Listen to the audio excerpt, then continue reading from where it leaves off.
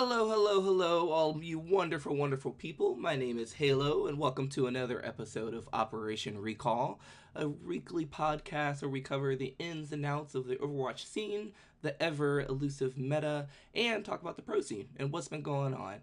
I'm joined here by two of my favorite wonderful people, Matchroom and Rapture. You guys go ahead and introduce yourself to our listeners. Okay, well, I'm Matrim. A lot of people probably know me from This Week in Overwatch. It's a YouTube series that I run that just kind of does a quick breakdown of everything that's happened in the esports community over the past couple of weeks. Additionally, I do a whole bunch of community event casting right now, slowly working my way up the casting ladder, bit by bit. And Rapture, you go ahead and give a breakdown about yourself now.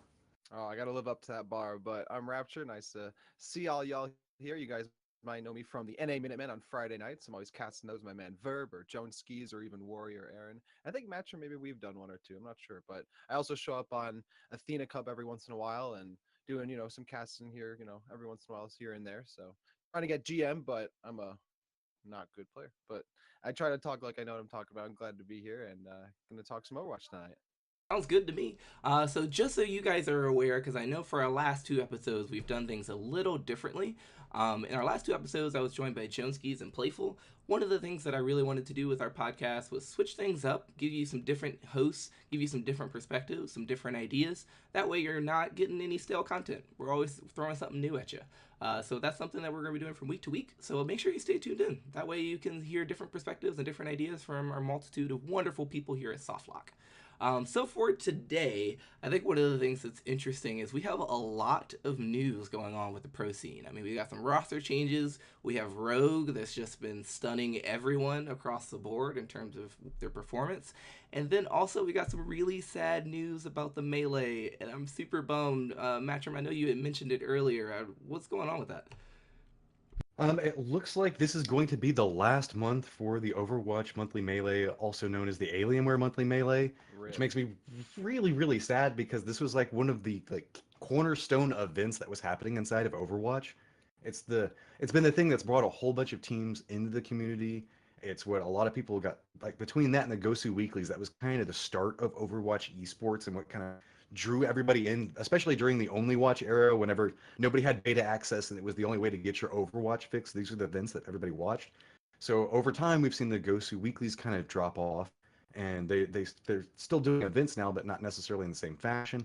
And so with this is kind of like the end of the original Overwatch esports era if this is technically the last one. Now, technically, we don't know it's the last one from what everybody's been saying. It's just on an indefinite hiatus. So I don't know exactly what that means, nor does Never anybody know else what at the they would time. what companies mean when they say indefinite hiatus. Like that sounds so ominous. Like Well, there's those just that's like my words more than okay, theirs. okay, But gotcha. you catch me right after work, so I'm still doing the business talk right now. So You just sound so optimistic, man. It's like uh, you're like, oh, this is the cornerstone of Overwatch, and after this month, we're not going to see it anymore. Like nonchalantly, like this is, I don't know, like, this is such a huge thing for Overwatch to lose. I think, at least on like at first glance, because like at least to like the uninitiated, if they were to learn about this tournament, this is probably one of the only tournaments like that happens pretty often that they would really know about. So now it's like even more falling on the upcoming Overwatch League to really pull out all the stops and do well, because you have these tournaments kind of falling by the wayside and no one's really sure where things are going. This is not always, oh, this isn't a good sign. I think if I wish we had more information to accurately assess what's happening right now. And and that especially with how much the pro scene is changing. I mean, you see rosters changing left and right. You see different organizations that are rising and falling. I'm worried that we can't I'm just a little worried that with something like the monthly melee falling apart, what does that say about the rest of the community? Are we all going to eventually, lose steam if Blizzard doesn't step in to do something? well, that's not necessarily true. We know the fact that the Overwatch League has been specifically tailored to allow for events to still occur. It wants to be like that combination that falls right in between the LCS and the way CS:GO functions, to where there's still majors outside of the Overwatch League, but still something that's very stable and run by Blizzard at the same time. Now, it's just any sport. It's very chaotic right now. We don't know exactly, like rosters aren't very stable yet because everybody is building in for the next thing to come, and that's kind of the inherent problem is everybody is just waiting for the next thing to come, and we're thinking that it's going to be the Overwatch League. So that's a lot of the stress comes in, specifically for tournament organizers. They don't know how they're going to fit inside of there. So I wouldn't be surprised if after the Overwatch League announcements come out, when the scheduled events are, we'll start seeing a lot more of these tournament organizers come back in because then they'll know where their place is inside of it. I think the big question mark right now is just nobody knows how they're going to fit because nobody knows what's going to happen.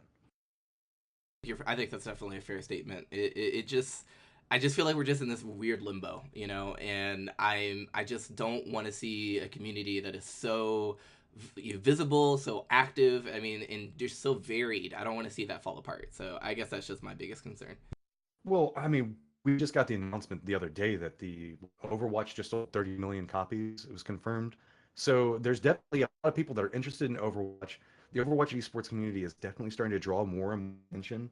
The viewership aspect of it is the big problem with it, but I think that also kind of goes into play with since there's no form of stability right now, it's really hard for people to sit down and watch anything when they don't know what's happening or when it's happening. The only real stability that we've got right now is happening with weekly events which don't feature the larger teams, and Apex. And that's a Like Korean event that separated. happens at a really hard time for North America to watch. So it's really hard to say that the numbers are the key demographic. I think that stability will be what saves Overwatch as an esport and starts all of this naysaying. Like I don't think that Overwatch needs to be saved by any form of fashion. I just think that we just need that stability to come in. And once that happens, everything's going to be golden. I just wish that all I the eggs agree. weren't being put into one basket right now. Like maybe it isn't like there's always information that just the community in general won't be privy to and only like certain people will. And at this point that's certainly the case. Like there's definitely a lot of information out there that we just don't know about the Overwatch League because Blizzard's pretty, tight knit about it. But at the same time, it's like okay, like when you put all your eggs in one basket like this and it, how likely is it for this whole thing to work out? Like, that's what it really comes down to. And I feel like the numbers and the context of everything, it's very hard to like have faith. And then you see something like this, which is like a quintessential example of like reaffirming that like uncertainty about all of this in the monthly melee going away, which is like a staple of competitive Overwatch, especially for so many teams and especially for the West. It's like, okay, what do we point to tell us like that things are gonna be okay? Like there's so far there's nothing. That's my only problem. There's no positives that are kind of like chilling and be like, hey, like this is actually gonna be really dope. Other than Blizzard telling us, hey, this is all gonna be really dope. This is gonna be really cool. Well, that's a big part of it. Is a lot of it is assumptions right now. So if you want to see something that's really interesting, go back and look at whenever the LCS started, because whenever the LCS whenever League was first becoming an esport, it was a lot of DreamHack events and very similar to how Overwatch is right now. And it didn't have the highest viewership. And whenever the LCS was announced and that it was going to kind of parallel kind of what was going on in the Korean esports scene, a lot of people were just like, "Oh, this is destined to fail. This is the." It's almost the exact same comments we're seeing right now for the Overwatch League, and it's the same mentality inside of it. And I think that you have to kind of it becomes this really problematic feature that until we get the information, I think that you're right on with that Rapture. But on the other side of it, we can't necessarily say, "Oh, this doesn't work," because we haven't really seen this attempt before, and we haven't seen That's an not attempt like this true. from. Well, That's not true. CGS happened. Like that's like the that's an hugest unfair example. comparison. But it's like That is a it's a totally pretty good that's the uncomparable closest comparison. example that you have. And obviously Just there's because a it features cities, don't well give me no that. well not even that. It's the franchising, it's the association of location, which is huge. It's like it cutting out a lot of the lower grassroots kind of things, like bringing these teams into an exclusive area where they just compete in this one league. There's a lot of similarities, dude. I think like there's obviously a huge difference between the two, and the CS and Overwatch League are completely different eras of esports, right? So like that I will give you and concede, but I think it's a legitimate comparison to make, and it's probably the only one. Like history repeats itself, man. Like I don't think it would be wise to just be like, oh, CGS was different in these kind of ways, so we can't really use that as a weight against Overwatch League when I think it's the The best one we have. the most comparable example that we can push it to would actually be similar to more Apex or LCS. CGS did have cities, but let's be honest, there was no form of localization. That is the big risk factor for Overwatch League. And I think, but But to be fair though, I think that I mean it's definitely a risk, but I think that's especially for America at the very least. I feel like they're being smart in the way that they do that. I think especially with how big esports is coming along, and for example, I live in Columbus, so I'm right next to that giant arena that MLG has, You're in and Ohio? I'm in Ohio. I feel sorry for you. I'm I sorry. hey, you hush. I Uh, but was I like but burning for but my point is continue. like with stuff like that, it gives you that local pride, and you know what I mean. So I think they were smart to do something like that. Well, and specifically, it's a big topic since we are going to have Ajax on here. We can definitely ask him about localization to Yeah. some degree because NRG is one of the teams that's actually gotten sponsored by a city, which is something we've never really even seen before. That's big news. That shows some type of investment scale, and people do have interest inside of this. Actually, So, exactly what I was going to talk about. I'm super excited to hopefully hear more about that in later times. And for our listeners out there, our interview that we're going to have today is with NRG's Ajax. He's one of their primary support players, and as a support main, I'm so excited, so very excited.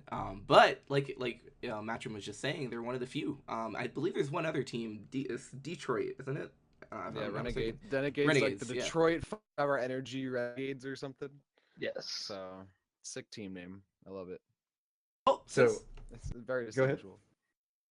since we're already on the subject, did you want to go ahead and introduce our guest that we're having today? I guess that we should, so that way he doesn't have to sit here in silence anymore. I know it's what a lot of people are really interested in. And with this, we will be introducing NRG's Ajax. For those of you that aren't familiar with him, how can everybody's got to be familiar with Ajax. He's definitely one of the more vocal people inside of the Overwatch community. He's on NRG, which is one of the most popular teams. And with that, let's all say hello to Ajax. Hi. Hi.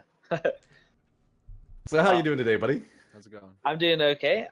Today's a day off, so I got a lot of sleep today. I got to catch up on a lot of sleep, and I'm feeling woke.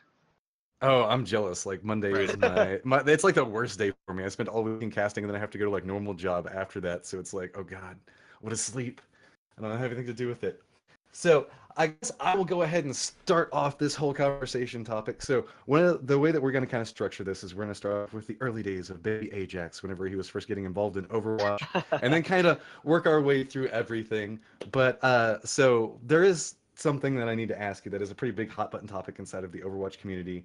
And since you are on NRG, you're like the perfect person to ask. And we haven't seen Seagull really mention anything about this, so I'm just going to be really direct about it. Do pineapples belong on pizza? Okay, so Mendo actually got so pissed at me the other day because I actually tried it like 2 weeks back. I've always thought that it's probably the worst thing ever to put a pineapple on a pizza, but I tried it. It wasn't the worst thing in the world, but We, I'm not sold yet. Who's paying you to say we've that? got another convert. Yes, No. yes. Come to the side. I don't believe Always someone would been- naturally say this. I don't believe it. I don't think someone would wake up one day and be like, pineapple on pizza. I love it. It makes complete Pizza- sense. I did not like Tomato pizza is at a all. fruit. Tomato is a fruit. It's made of a sauce made of a fruit, so naturally it matches. Pineapple goes perfectly on pizza. That's your argument of all things not sweet and savory works really well. But tomato is a fruit, therefore pineapple is good with it. Well, that's the biggest What argument. is You this? always hear That's the everybody worst being. argument.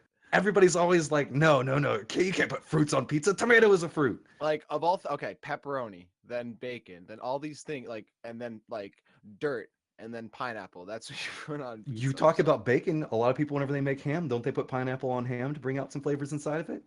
Yeah, but There's no logical answer. Pineapple's sorry, good. man. I can't ride that boat.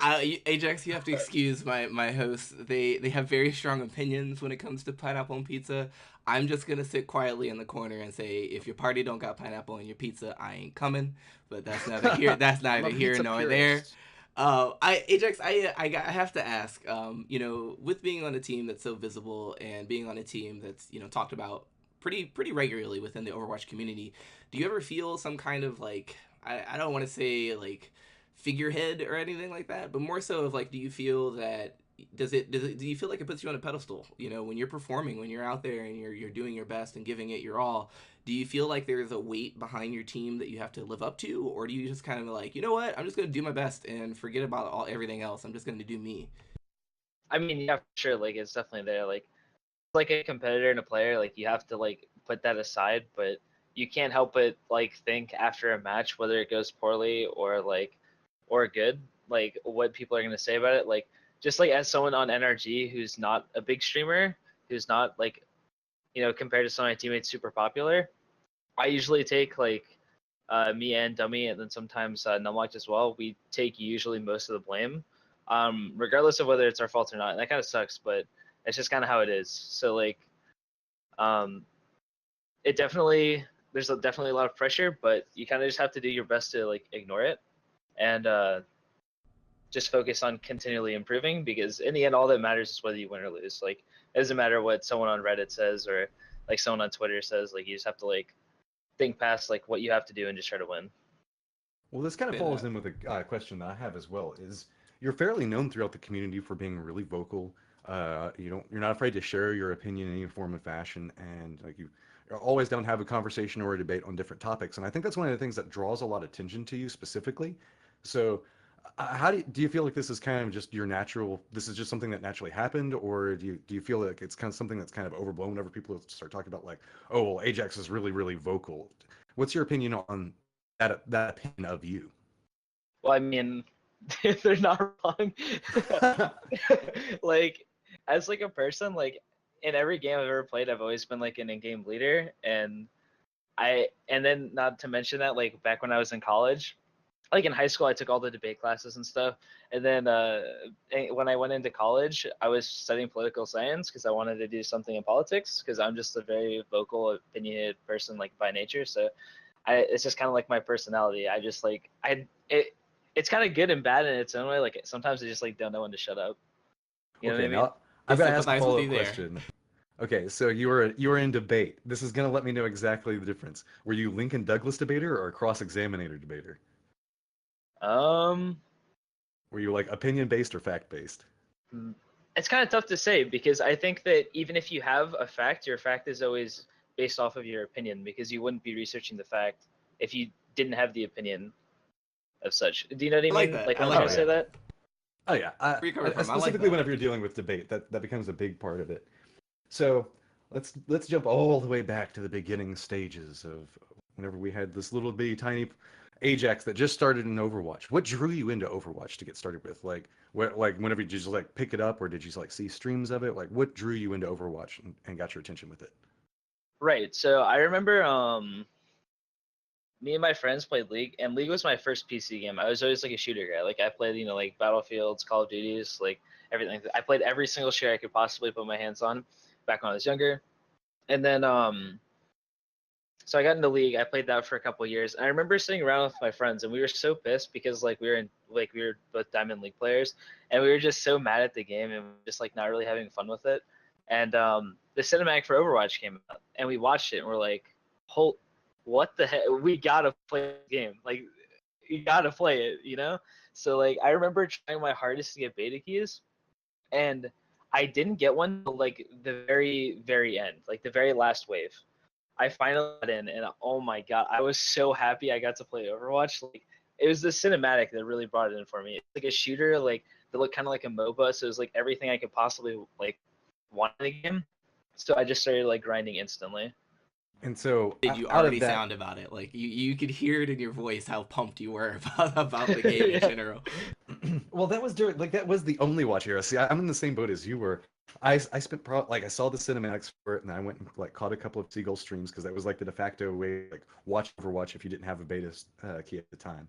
And so I exactly know what you're talking about. Like the moment that you got that email in, even though it was like right there, I don't even think that I got official beta. I think I just got to play in the free weekends, like the couple of weekends before it came out, and I was just like, oh, it's finally here. It is time.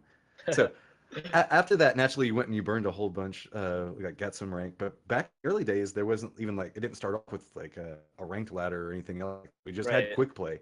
So how did you transition that into like the decision to move into pro and like what like kind of pushed you in that direction? So I've always been like a super competitive player. So literally the day I got beta is the day I started looking for teams, like amateur teams to like play on, and like just start grinding like my butt off so I could get as good as possible. 'Cause, like I'm like a hardcore grinder. Like yesterday I played 10.5 hours of solo queue. Like all I do is like grind all day. So like the second I got beta, I started looking for amateur teams, and the second started playing in Ghost to Week because back then like we had Ghost to Weeklies like every Hmm. weekend where you could play against like pro teams like as amateurs like no matter what. And a lot of like the pro teams now like weren't even picked up at the time. Then there was only like like the 6 or 7 beta like old school beta teams that got picked up like C9 and stuff. So like there was a lot of like room to like play against your peers and like get better to the point where you could become pro. So like there was a lot of incentive like just continuously grind on amateur teams and like play to like improve and stuff. And specifically, it also gives you a different style of environment to kind of network and meet other players that kind of have the same drive as you. It's one of the things I really like about the community event, and especially how many weekly like style community events we still have going on right now. That I think that's a really important part of the community, And it's kind of like the lifeblood to pro, exactly what you're talking about. You have to get in on those, and then you slowly kind of burn your way up through, and you meet the other people to come through. Right. And like that kind of starts us down the road of teams that Ajax has been a part of, and the long path Few, if that I you've gone remember. through. It's quite a few, isn't it? I've been on so many teams, like, yeah. So I've been on so many teams since I started playing this game. So I was on a ton of amateur teams. The first good team I ever played on was called Gecko Fox, which became Rise Nation. Okay. I Oh, played. okay. Okay. I Yeah, actually remember casting you in that a long, long time ago. Because that was like one of my favorite names. It was up there because that was the same era that we had, wasn't it? CLG. Harambe's Ghost and CLG and all those Forgot about guys. Harambe's Ghost. Oh my Oh, gosh. the team names back then were so solid. Yeah. So was playing with them.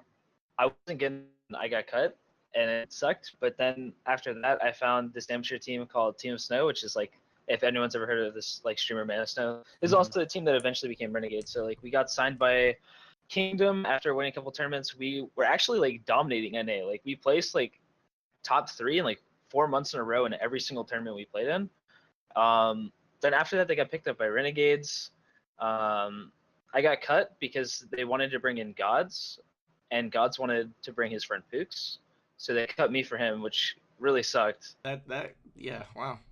Yeah, that it was kind of unlucky, but if I was better, maybe they would have thought of something else. And then after that, like I was like really depressed, and Michael and Baby from Kangarna talked to me, like me and Connor J, because we both weren't on Renegades anymore, and it was like super depressing. But like instantly, I wanted to get back on the grind and like get good. So I played with them, and we played in the winter premiere.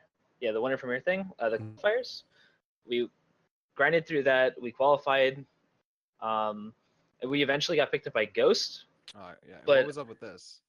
yeah, so Ghost is really interesting because like Ghost is actually like unknown, but they're actually like a really good org. Like Cody and Rob are like 2 really cool guys, and they have a Gears team now, a CS team that's competing in like the main league. I don't know how CS works. I just know I saw them playing against NRG the other day. Um, so yeah, they signed the 3 players on our squad to Ghost, but me, Connor J, and Blam signed to TSM like before the finals of the LAN. So it was like this really awkward, sticky situation. But yeah, Uh, Signed uh, separately, if I'm understanding correctly. yeah, yeah, I remember that this was like one of those topics inside the community that nobody knew anything that was going on. It was just one day at the NG event, you guys were Kangarna, and then like the next day, you guys were Ghost Gaming. But then right. everybody was specifically like talking about on social media, like, oh, but we're not all technically Ghost Gaming because nobody could Yeah, technically talk about the Team Solo mid announcement. So everybody was like, what the hell is happening right now? it But the was whole super time, you guys were confusing. performing really well. Yeah, like we all like understood each other well. I mean, like me and Michael, like we played together back in Paladins before we even got into Overwatch. So like, I mean, we're friends, and everyone on the team was still friends, even though we, decided we were gonna split ways. Basically, TSM didn't want to pick up Baby Bay, because Baby Bay had cheated in CS:GO, and they didn't want to pick up a pass cheater even if he's not cheating now. So it was really rough because we didn't really want to sign with Ghost at the time because um, Ghost was an org that we were afraid wouldn't be able to get an Overwatch League, and we were more confident that TSM was an org that could. So that's why like we split ways, and we just thought it'd be more important to get TSM rather than stick with our teammates, which I think was actually the wrong decision by far. Well, I did want to toss out some a little bit of opinion on Baby Bay. I've had a couple of talks with the guy, and I have to admit he's probably one of the nicest people that I've talked to inside the Overwatch community. And what like we also saw Michael at the same time, who was also kind of known as well as you for being fairly cool on social media. And is this something that as the trend commits, because now you're in NRG naturally, Right. and I don't know, is that one of the things that they had to come up to you and they're like, Ajax, bro, you got to tone this down a little bit. You can't be going this ham on social media, or they're just perfectly fine with you being you. I mean, I remember when I got contacted right after I, posted that as LFT after the whole TSM thing, TSM drama. Like they contacted me and asked me to try out, and that was just kind of it. Like they actually just, I had already apologized for everything that happened in the past, and I guess they just took that and just ran with it. It works. I don't know. Like everything kind of just worked out well. It sounds like it just kind of all fell into place at just the right time. You know, it was like Yeah, everything had basically. ended there, and then NRG kind of stepped in and we're like, "Hey, we have this opportunity," and you were like, "All right, let's go for it." You know, that's been the past. Now we're just gonna move forward. Well, there might be some people that haven't like been introduced to the greatness that is Ajax yet. So, did you want to take a second and go over the drama that you had to apologize for? Because it was, I mean, it at times it almost seemed like we've been getting a lot of Korean drama here lately, where like the Korean esports scene has a lot of these like really weird things that are happening, such as like right now we've got the kimchi Gate stuff that's going on, which is just ridiculous. Right. But you kind of fell into a similar event. Did you kind of want to talk about your feelings inside of that and exactly what happened and how it progressed through? Yeah, so it was basically before I was signed and when I got cut from Renegades and I was on Congarno and the amateur team, we were like destroying like people like in these tournaments, like all these pro teams, and we just couldn't get picked up. Like, like we had people like G2 talking to us that ended up backing out. We had like Red Reserve that eventually moved to EU and picked up a team in EU. Like we just had like no one talking to us, and it was extremely discouraging that we were ever going to get picked up, regardless whether we even won this land or not. Like if we win, maybe someone like Echo Fox comes just randomly wants to sign us, or maybe G. But like we were like super down in the dumps because like we were beating everyone, and no org would still talk to us. Like it just didn't matter. So like we were all pretty upset, and we just didn't care what other people thought. Like Michael would say whatever was on top of his head, and our other players did the same. It kind of rubbed off on me because like the entire community was actually kind of toxic towards us, like the pro scene at least, like pro players. Like they all hated our guts, like every single one of them. They like memed on it every day in pro talk, making fun of us, calling us garbage.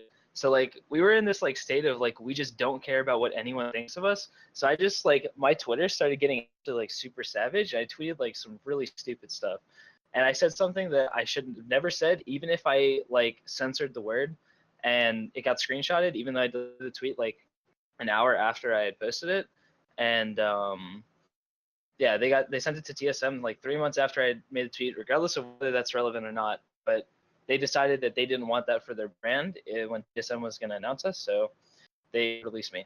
And it just goes down to one of those things.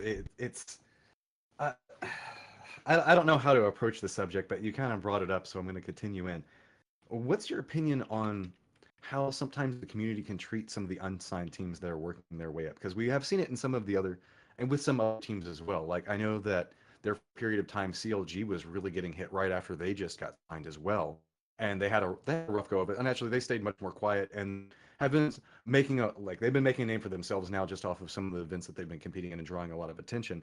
But it seems like there's this period of time inside of parts of the Overwatch community moment that whenever you get signed, people don't really know who you are, so they don't know how to work with you.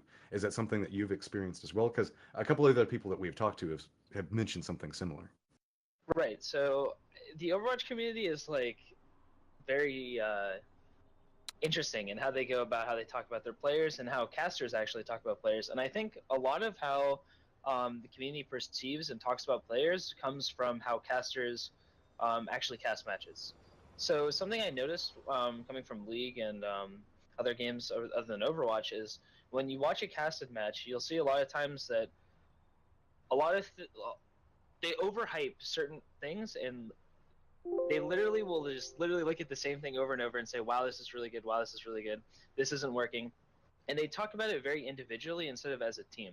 So I noticed that a lot of people in the Overwatch community usually just look at certain players rather than how the team is performing as a whole and as a unit.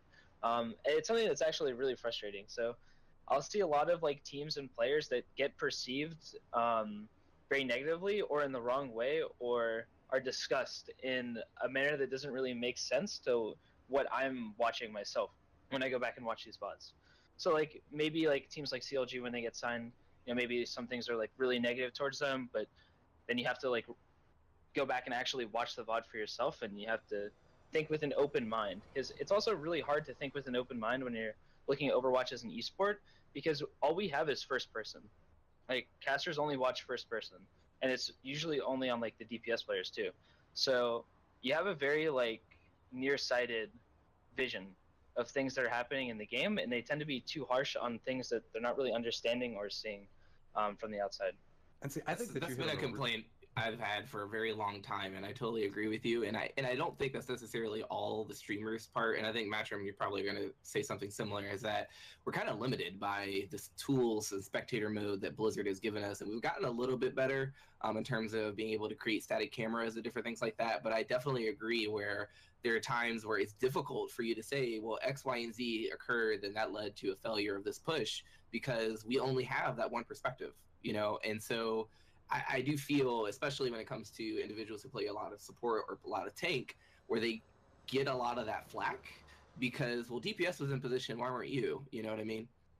Right. I think that you hit on a huge topic inside there, and it's one of the things that I've noticed that's specifically it seems to be tournament organizer based. Like some tournament organizers really insist on having a cameraman, and then some other ones don't. They're usually referred to as spectators, and I think that like 90% of the time, whenever I'm doing a cast, I insist on being the color caster or the person not in control of the cam, so that way I can sit back and try to give that macro level discussion. I know Rapture, you do the same thing, Same. and I think that that's hyper important. And to be honest, I think that that's actually the better way to watch Overwatch because sure you don't get to see all these outplays and these mechanical like shootouts and the 1v1 style fights, but 90% of what decides an Overwatch fight isn't based off of one person. And I'm really hoping that we start to see more and more specifically spectators and events start leaning back into that free cam, get a little bit further out so that way you can see exactly what's happening. So some of the support players like our boy here and Ajax and some of the tank players can get a little bit more love because right now it's really focused. And to be honest, I find it kind of chaotic. I don't know about you guys, but I remember the first time I tried to watch somebody playing Genji professionally, I was like, what the chaw is even happening? No, I mean, there's that alone is part of the reason why I prefer to play support. Is that like I can play a mean Tracer, I can play a mean Pharah, but like at the end of the day, I like me some Lucio, I like me some Mercy, where I can keep an eye on the entire match at once. You know what I mean? And I feel like when I'm watching streams, especially if like for example, if I'm watching Seagull, I have no idea what the hell is happening. There's red and there's blue and there's colors and there's purple and there's a Sombra. Wait, she's gone.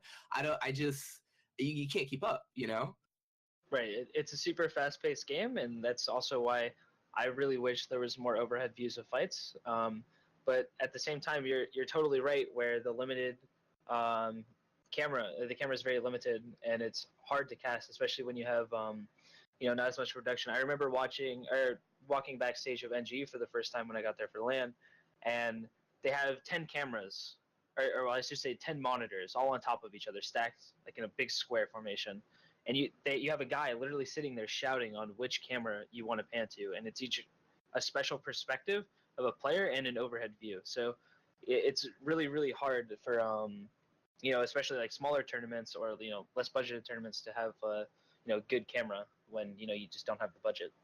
And I think this hits on another very important point because right now we don't have a lot of spectators that are getting a chance to learn the trade. So as we're moving further with more and more events, we just don't have people with any like we have a few like the Athena Cup they have spectators for and the Minutemen style stuff but there's very few and far between where these people can come in and get experience and try to figure out what people want to see. And so whenever we move a year from now, if we still only have 2 or 3 events that are running spectators in the amateur bracket area, there could be burnout that's happening in the pro side of it. And this just seems like one of the biggest focus problems that I think that we as a community really need to work on is trying to find more people that are interested and trying to find out interesting ways to show how Overwatch should be shown to viewers.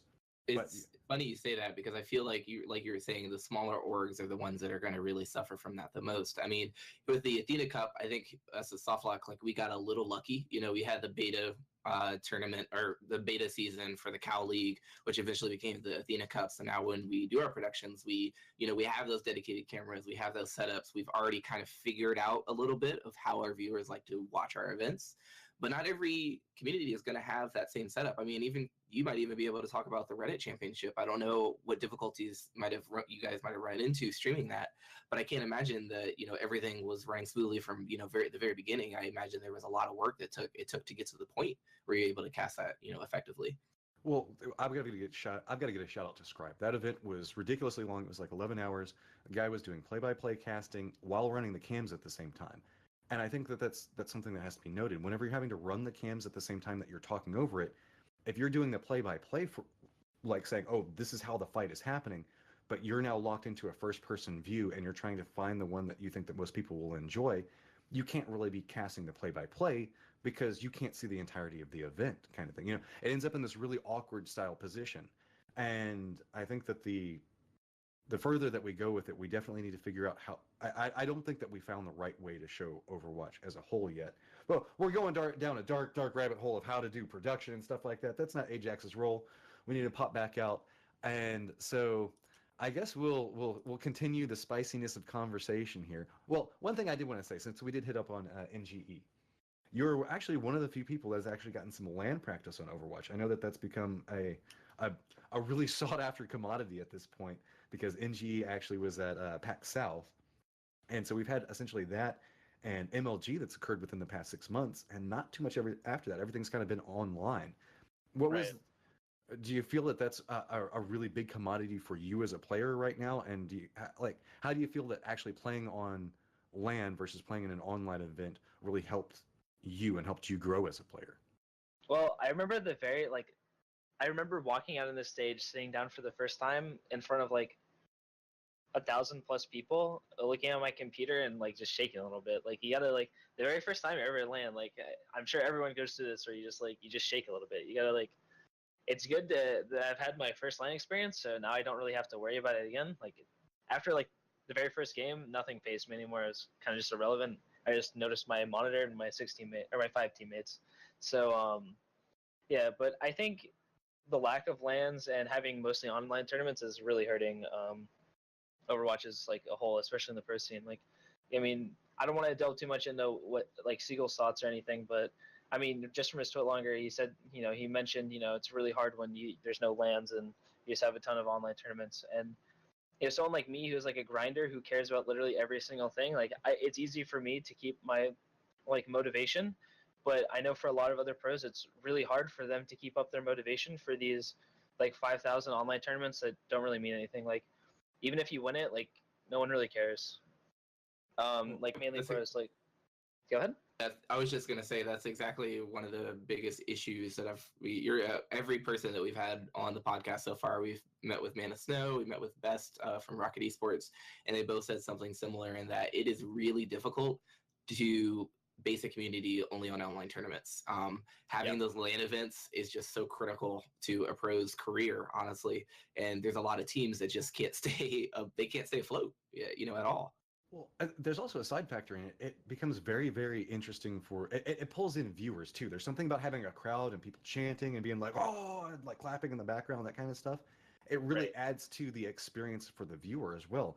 So it's, I don't exactly know I know that one of the things that we're going to get is, well, okay, let's go down this rabbit hole now. Okay, we talked about it a little bit beforehand. NRG has a sponsorship deal with Washington D.C. right now. I know that they're working on having this small event stadium that they're putting together. It's not just going to be esports that's going to be there, but it's also like there's going to be multiple other things. But it's going to be one of the places that you guys are going to be able to play. Is How important do you feel that localization is going to be? Do you think that that's going to have some impact? Has the community in Washington, have they seemed to be really receptive to the idea of going and watching events on local fashion?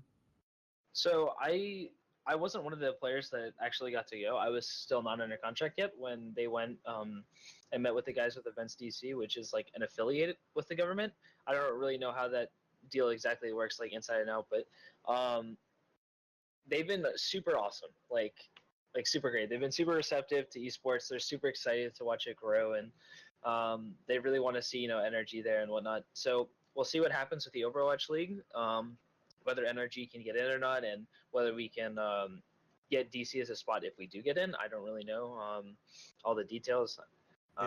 It's the secret question that no one can answer. So Yeah. don't worry. You don't. We understand. Everybody that's here, we all understand. Nobody can talk about the Overwatch League. So we'll all nod our heads and go. We know what you're talking about. Right. So okay, go ahead, Halo. to ask about is, with being with your team, I know one thing that we talked about a lot in some of our previous interviews is team synergy. And, being able to rely on my teammate, I know that they're going to be there when I need them. And, beyond just the game, outside of the game, being able to hang out, talk, and, be friends with, the people that you work with, essentially. Do you feel like you found a home with NRG in terms of, meeting up with your teammates and really getting along with everyone? Do you feel like you guys have gotten that synergy? Or do you feel like that's something that is still something that you're kind of coming to terms with and working on as you guys have had a few roster changes over the months? Right. So when we saw at Seagull, when we were playing with Seagull, everything was like awesome. Like by the end of it, like the day before, like our scrims were getting so much better because like at the end of the day, like a scrim doesn't really matter whether you win or lose as long as you feel the improvement. And I could say like regardless of like us winning like most of our scrims at this point, like we felt really confident. Like I as a player was so confident in our team's ability. We were gonna go to the Rumble. I know 100% we would get out of group stage, like no questions. And then like from there, I'm not sure where we would have gotten, but I was super confident in our team. And then Seagull left. We got Mendo. Mendo's a great guy, but we had like zero synergy. Like our shot calling completely changed because Mendo's like super vocal, and people were more receptive to listening to Mendo rather than me. So then Mendo started doing calling and completely shifted up how our team worked. And then we also had to put him on off heroes because he couldn't play DPSs because he's on 200 ping. And then when Mendo left, we had more roster changes, and then we had like more shifting. Now Harblue's doing a lot of our calls with me as like a secondary caller, and it's like really weird and awkward because like we're still not used to it yet. Like we have to build the synergy, and although like as a team I felt that we had that synergy before, we have to like refine it again. Like as we get a new player, we have to redefine who we are as a team and like what we're good at, what we're bad at, and like what we're gonna be good at again. Well, that's just kind of how all teams function, regardless of everything. So it makes complete and utter sense. So anytime there's a cornerstone of what you're used to, and that shifts to something else, that's even if it's they play the exact same heroes and they have the exact same win rating, things like personality, just like what their sense of humor is, how they communicate, that can just entirely shake up the core of what was happening. And that leads to a question that I don't know if has been addressed, and I'm just going to shoot at you. If you can't answer it, that's totally fine. But the way you phrased that, it made it sound like how much time did you guys have between whenever the decision for Siegel to kind of like just do streaming for a bit to whenever the Rumble happened? Was it like a week to 2 weeks, a month, just a couple of days? Like what was that decision process like, and how much time did you guys have to work with to really work on that synergy? We had like zero time. So after Seagull made his departure, we literally had to figure out who we were gonna play with. We had 2 days of practice with Mendo, and we had one block, I think, with Ultima Wet before the Rumble. So we actually had like zero practice whatsoever with that, and we also changed up like how our team functions internally with our new, players because we had one way that was working really well. Like we had all the parts of the puzzle that worked together, and then when Siegel left, our puzzle like fell apart, and we tried to like force new pieces in. You know, like when you like have a puzzle and you try to like put a piece in, it's just not working. You just keep trying to shove it in. That's kind of like what was happening, and we didn't really know how to make things work, and we had like zero time to figure out how it was going to work. So it kind of sucked. It sounds like you guys kind of just got pushed into just a really difficult situation. I mean, you were stuck between Right. a rock and a hard place at that point. I did find it interesting that Ultima Web came in. He was playing with, if I remember correctly, he was with Rocket Esports. I want to say, yeah. Was he just stepping in for that event, or was he like on a trial basis? What was the situation there? So we needed someone like really fast. So we asked Ultima Web, and of course, since he's there, we're gonna treat him as a tryout. And everyone said, Ultima Web, we all know him, we all like him, we're all friends with him. So we're like, let's give him a try and see what happens. So That definitely explains a lot. I remember sitting down to watch it, and I was like, wait a minute, he was playing with what's going on here. Yeah, definitely. But I mean, the hope is that now that things have hopefully settled down a little bit for you guys, have you had that time since the Rumble to really kind of sit down, figure out where the mistakes are made and where you guys can line things up, with the hope that the next time you guys make an appearance, things will be a lot more synergized? Right. So we've been trying out a lot of people. We've been, seeing who we want to fill that role and who's best for us. And then we've also been trying out a lot internally. We've been doing a lot of exercises as teams, like on how we should be playing the game. Like we've been doing a lot of VOD review. a lot of like outside of scrim drills, like actually like in game, that our coach has been doing for us, which have actually helped us like immensely. And yeah, I'm really excited for the next time we get to play in the tournament because I think we will do well. Because I think the people that we're looking at like fit our puzzle like really nicely. To hear. I'm super excited. Matchroom, go ahead. I kind of had a question in regards to the community because naturally, you're a part of NRG, which is at any time it's like the meme at this point. So anytime you hop into a stream that's got anything Overwatch esports related, the number one question that pops up is like, when is NRG playing? Or anytime there's any comment about anything, it's just like, well, what's your opinion on NRG? What's it like becoming part of a team that's got that level of notoriety and has that level of fan base? Has it been something that you've had to like you've really been enjoying working with, or has it just been kind of like made you a little bit more nervous? Because naturally there's we talked about the LAN thing and how just doing your first LAN, NRG's definitely got some love from the Overwatch community, and you're stepping in right as soon as Seagull is stepping away. How have you felt that the fans have been reacting to it? So being on energy is a blessing and a curse kind of deal. So you have like these great loving fans that are super nice and really supportive. Like there's even an energy fan Discord. They're constantly asking me how I'm doing, how's my day. Like they're super nice and like really positive. But then at the same like token, like you have a lot of fans that really want to see you perform, and like when you don't perform, they get really upset because they really like want you to see you do well. So it's a blessing and a curse. I'm going to make a comment, and I don't want you to take offense to it, and you don't have to say anything. But you said you Right. come from League of Legends. The closest parallel that I can find for Overwatch NRG fans is you have like you have to the parallel that's in League of Legends, which is TSM. TSM is definitely one of the most known names. There's a lot of TSM quote unquote fans, but they're not like really active like in the TSM like subreddit or on their discords or anything like that. They're just TSM fans, and they kind of give the other TSM fans kind of a bad name. I get the feeling that happens a lot with NRG. Like you actually have the core of people that really, really care about, like I said, and send you the other stuff, and then there's the other fans that are just like, oh, this is the most popular one, so I'm going to be an NRG fan, and they seem to be the most vocal ones at any time something just doesn't go 100% perfect. Right. I mean, that's definitely possible. I mean, I remember at the beginning of the split for LCS, I remember all like when TSM wasn't like they didn't have like the greatest showing in like the very first week. I'm pretty sure if I remember properly. TSM fans were like getting really upset. Like, what the heck? This team's supposed to be so good. What's going on? I definitely sympathize with that because yeah, it's basically what happens to the energy. So we've talked about NRG for a second. So I'm going to ask a little bit more lighthearted of a question. And since we've already dealt with the pineapple question, you posted on one of your like on your status, well not status, but on your profile for Twitter, it says the fact that you're a fan of anime. So what are you watching right now? What am I watching? Okay, so Attack on Titan season 2. I'm watching that like as we speak.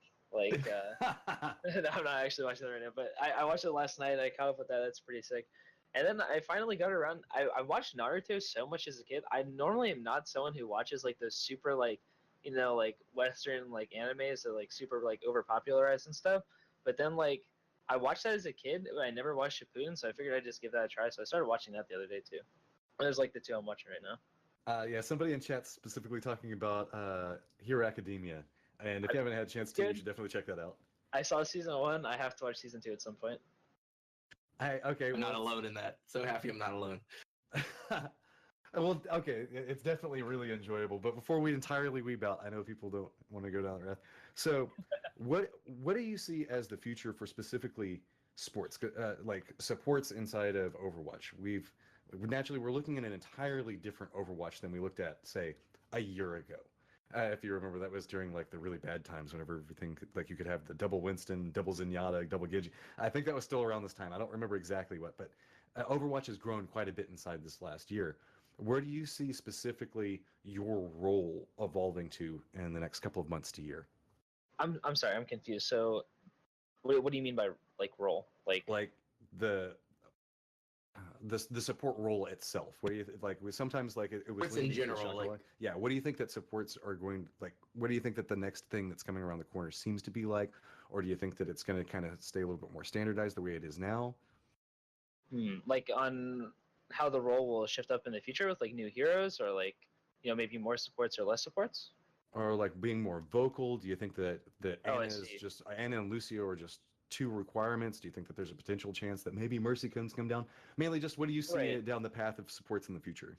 Okay, so right now the every support is pretty much like viable in its own way, except for like Symmetra's. Symmetra's kind of in a really bad spot because Fair Mercy's a thing that people run now.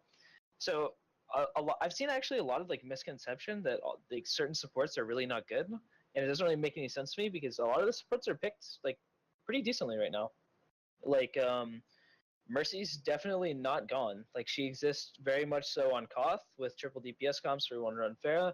She exists on offense and defensive payload and hybrid too, where people run Pharah.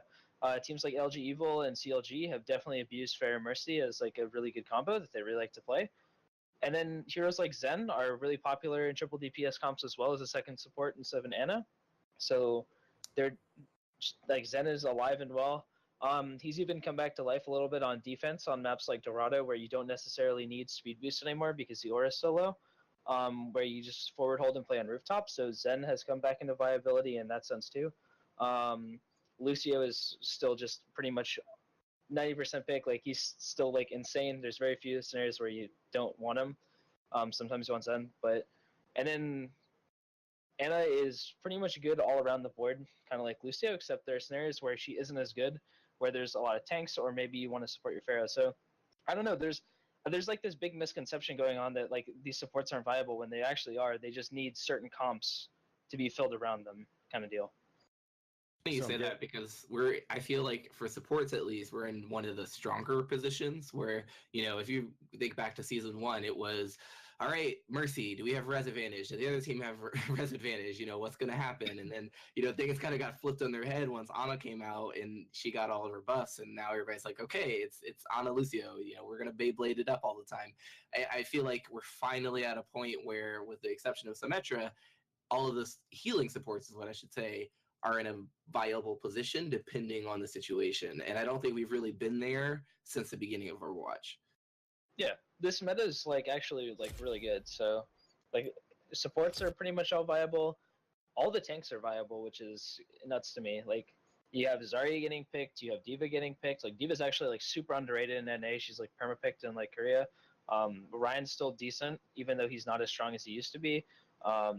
Hog is still insanely powerful, but he's definitely fallen off since triple DPS and Zen's come back. So like, I don't know, there's a lot of diversity like across the board. The only real problem is like the niche heroes in the offense and defense category, which aren't as picked, but they're still like decent pick rates. They're not too bad. So like this meta is overall like really good for every like all of Overwatch, to be honest. So I'm guessing you're enjoying the new DPS Lucio. Yeah, I've had a lot of fun with it. Like the thing is, like when I first started playing it, I hated it so much because it changes how you play. Like you can't be really passive anymore and then just randomly get super aggressive. Like you have to pick. Like you can't have like everything like you used to, where you can just do whatever you wanted all the time and then just randomly switch playstyles. Now you have to, before a fight, you have to think about how you exactly want to play it and get ready to position. Whether you want to get aggressive, really passive.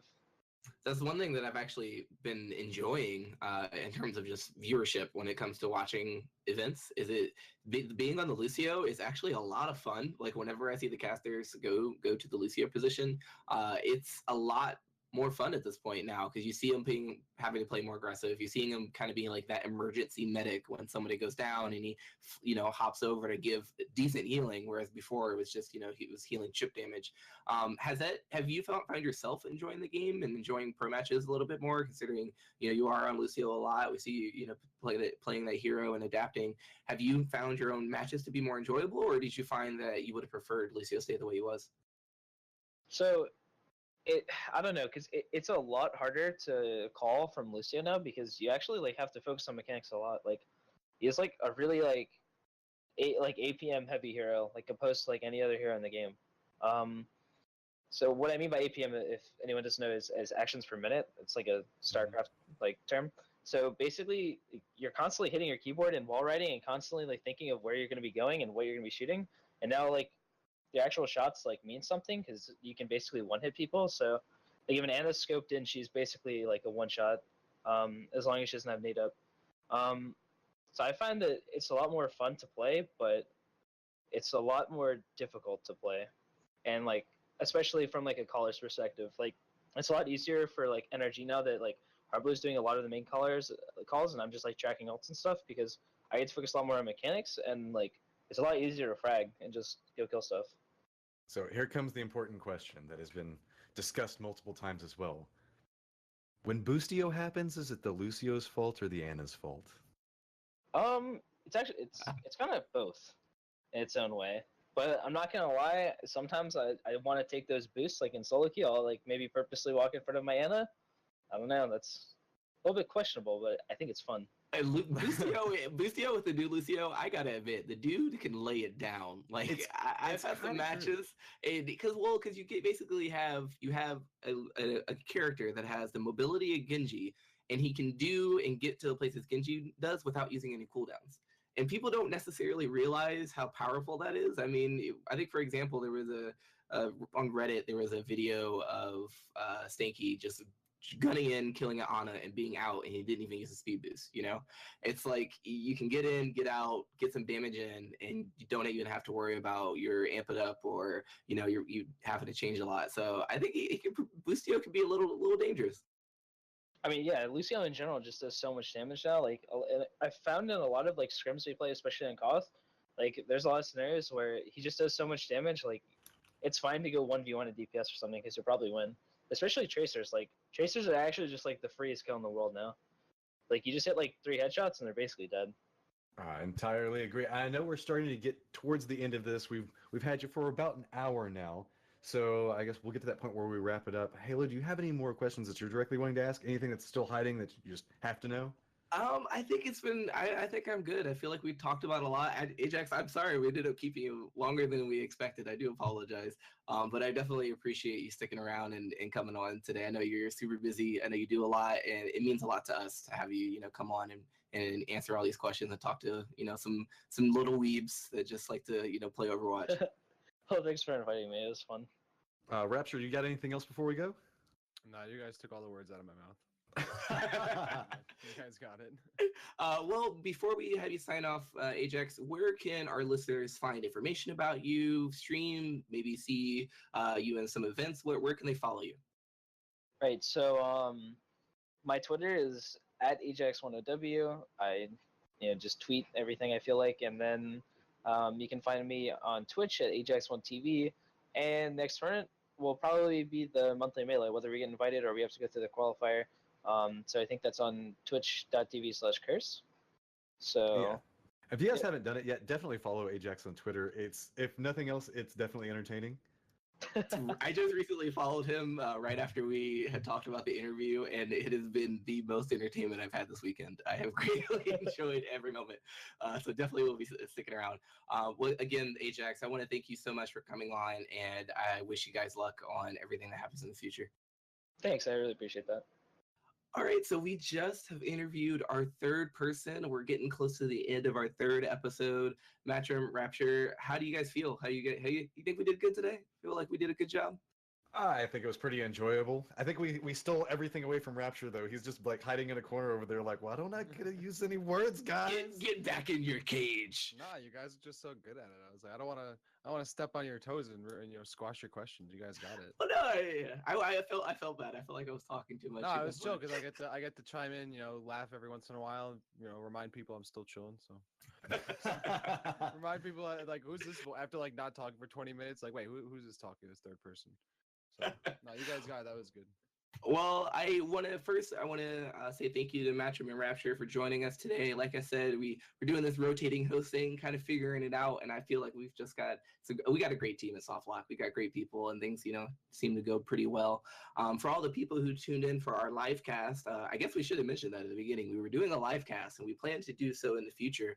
If any of you guys want to tune in and be able to be here and get the most current version of Operation Recall, just join the Cal League Discord. It's discord.gg/Cal League. That's where you're going to be able to find information about us, about SoftLock, some of the different events that we run, like the Athena Cup and the Minuteman Tournament, and also be able to listen in and tune in to our podcast. We even have a text channel so you can ask our special guest questions. It's pretty exciting stuff. Shout out to chat. Oh yeah, they've Uh, been super active this whole time. They've been super active. I actually did not expect the amount of people to show up that they did. So it has been a little bit humbling for my little gamer heart to see these people, listen to us talk forever. So I really appreciate it. So before we sign off, Matrim, Rapture, I both know that you both are casters. Where can our listeners find information about the two of you? Oh my god, I'm a little bit of everywhere, so make sure you give me a follow at MATRYM_GG, so Matrim_GG. It's also a good way, if you wanted to, you could also follow me on Matrim Gaming on my YouTube, making content pretty regularly about once a week. If you're just getting into the esports community and you kind of want to know when events are, what's happening, I put out a YouTube series that's just helpful to let everybody just start getting involved in the Overwatch community and what's going on every single week. And if you're trying to chill with some nice, awesome, low-key Overwatch, join me on NA Minutemen every Friday. Though I won't be there the next couple of weeks, but I'm usually there pretty often with Verb, with Joneskies, with all the homies. So if you're looking for some fun stuff, come join us for our solo queue tournaments on Fridays. And then sometimes I'm on Athena Cup. You should follow me on Twitter at @therapture_ for awesome comments about esports, Overwatch, and sick memes. So if you're looking for the sick memeage, I'm your guy. I am your host, Halo. You can follow me on Twitter. It's just at HaloOW. You can find information about me and listen to me tweet about how angry I am as a Mercy main and the Genji asking for healing across Oasis University. That happens every day. But this has been Operation Recall. We greatly appreciate you guys listening, and we'll catch you next week.